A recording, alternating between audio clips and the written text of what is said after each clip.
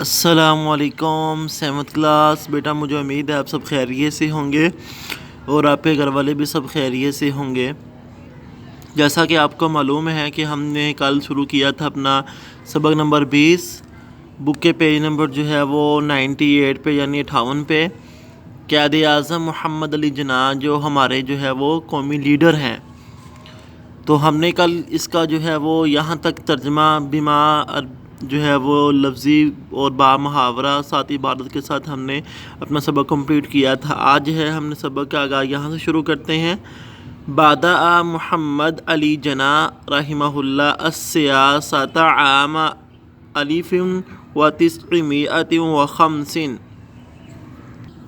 محمد علی جناح رحمہ اللہ سن 1905 میں سیاست شروع کی۔ محمد علی جناح نے سن 1905 میں سیاست شروع کی، یعنی 1905 میں سیاست شروع کی۔ بدأ شروع کی محمد علی جناح نے سیاست عام سال 1950 اور 950 اور 5۔ محمد علی جناح نے 1905 میں سیاست شروع کی۔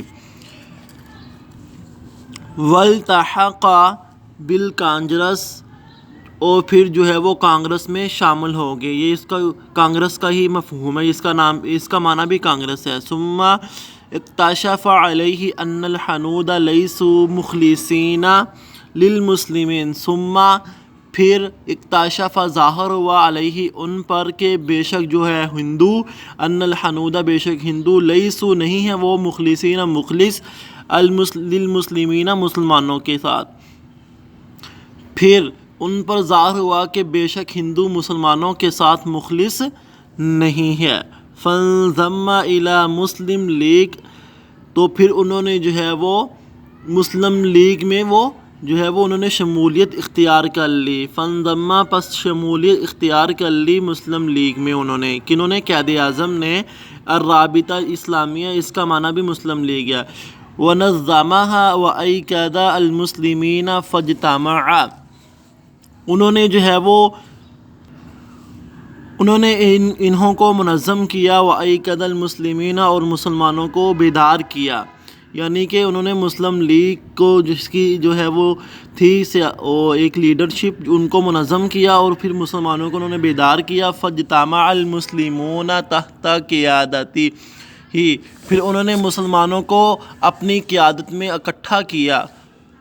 فاجتمع پس جمع کیا، المسلمون مسلمانوں کو، تحت قیادتہ اپنی قیادت میں۔ وطلبوا دولۃ مستقلۃ لہم، پھر انہوں نے طلب کیا انہوں کے لیے یعنی مسلمانوں کے لیے، دولت مستقلۃ آزاد ملک، لہم ان کے لیے۔ پھر انہوں نے قائد اعظم نے مسلمانوں کے لیے آزاد ملک کا مطالبہ کیا۔ تو آج کا سبق بیٹا ہمارا یہاں تک کہ آپ نے کیا کرنا ہے کہ لفظی اور با محاورہ ترجمہ بک کے اوپر لکھ کر اس کا با محاورہ ترجمہ نوٹ بک کے اوپر خوش خط کر کے لکھنا ہے اور پھر اس مکمل سبق کو اچھے طریقے سے یاد کرنا ہے۔ مجھے امید ہے کہ آپ اس سبق کو اچھے طریقے سے یاد کریں گے۔ السلام علیکم ورحمۃ اللہ وبرکاتہ۔